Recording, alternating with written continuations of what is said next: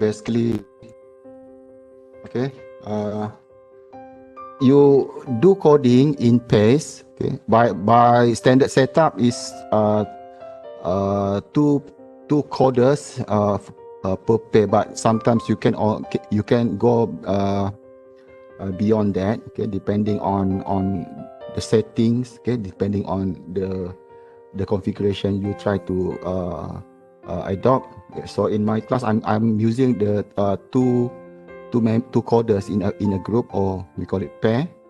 So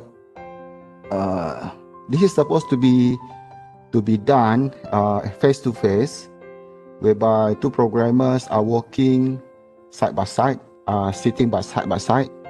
The key idea, or the key characteristic of pair programming, you are doing the same thing for both coders. You are not splitting the work, but you are doing the same thing, but you are doing it two person, okay, two coders, at least two coders.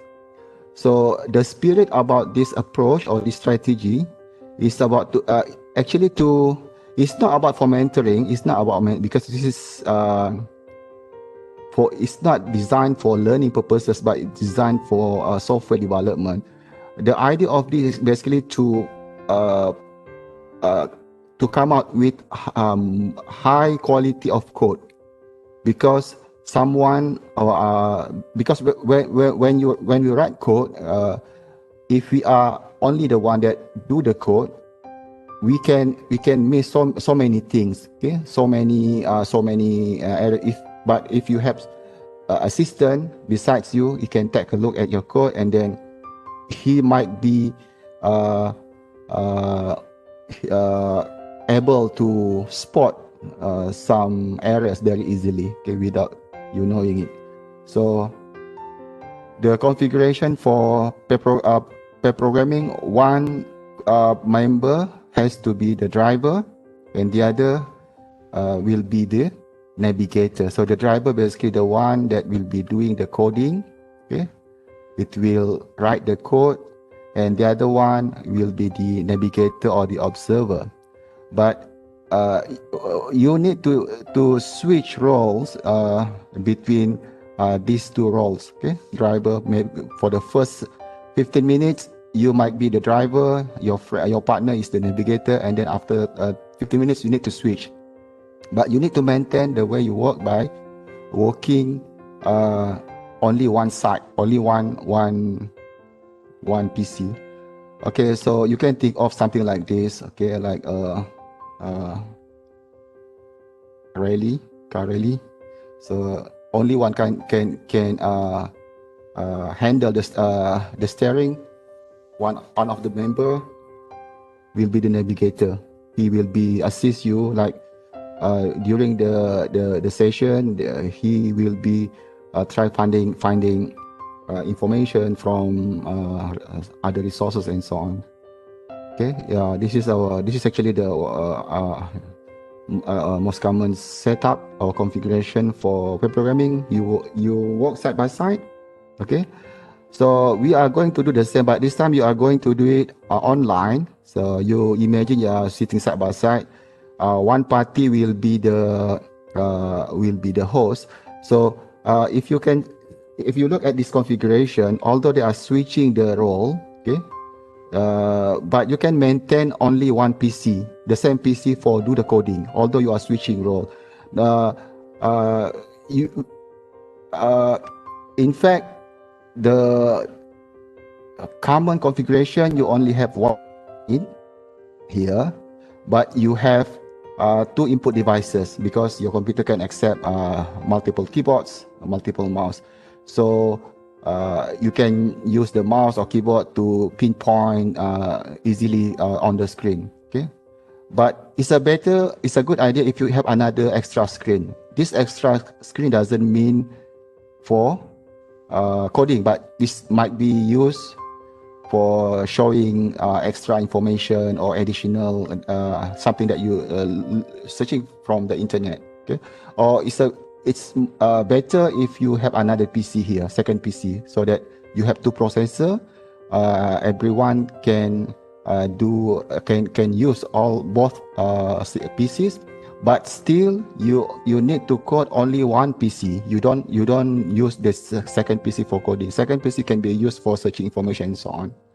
Okay, so you will be having the same configuration. Okay, in your case, the host, you need to appoint one of the. I would recommend you choose your which one has a better spec. Okay, let's say if your friend has 16 gig, then it's better to use his PC as the host. And then also you also want to make sure you have good connection, good internet connection. Okay, so this is supposed to be how a pair programming looks like. Okay, you sit by side, and also you continuously collaborate on the code, meaning that you don't discuss at the end, because there is another type of doing code in group. Everyone is doing the job, and then once the code finish, and then you pass the code to your partner to review. No, you cannot do that. That's not a pure pair programming. You need to continuously collaborate.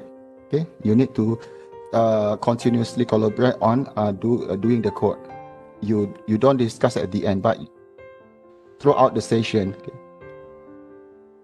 And pair programming is not something you divide tasks. This is not pair programming, meaning that everyone is doing the code. Let's say you have, just now we have maybe 5 tasks, and then you decide, okay, you do the first 2, I will be doing the last 3. No, that one is not pair programming. The spirit of pair programming, the coding is done only one PC. Okay. And then of course, you don't want to be that guy. You just sit there. Of course, you want to continuously collaborate. Okay. Or maybe you are online, you just turn on your PC. Everyone see you online, but you are not in front of your PC, but you away from your keyboard. You don't want to do that. And pair programming is not, sometimes in education, pair programming can be adopted for learning, although pair programming is not initially designed for learning purposes, because it's for software development. But in education, we sometimes adopt this for teaching purposes, but try to minimize mentoring, meaning that you need to treat your friend as your colleague, not your student, or not your something that below than you. So you need to treat he or she equally. Yes. Okay, so this is our configuration. Later on, you are going to configure this, use the PCs online, of course, because you are located in different location. And then if you are in the same place, it is you can do it offline. I mean, you sit side by side. And then for now, we have a constraint regarding how to communicate, because as you see from our collaborative session last time, there are limitations for the live share, whereby we cannot share the screen, the output. Okay, so the only way to do it is by you share from any other tools like WebEx. So now I have problem with this because once I split you into rooms, and then when I move to one room to another room, actually I want to share what I'm discussing with this group to other students, but WebEx doesn't support that. WebEx doesn't allow whatever I'm talking about in a room to other students. So for now, we need to bear with it. I will try how to cope with that. So one way to do in this session, later on, one way to do it, to walk around is you need to ask. I think there is a button in your room. I think ask for help, but you don't expect I will entertain you immediately, because we have, I think we have now today's maybe you have 25 rooms. Okay, so I need to navigate from one room to another. So this is basically the configuration you are going to adopt. And then you want to make sure you switch role from driver to navigator, navigator to driver every certain period of time. So I suggest 15 minutes. As long as you have you switch role between your partners. Okay, so that means everyone can be the driver and also the navigator.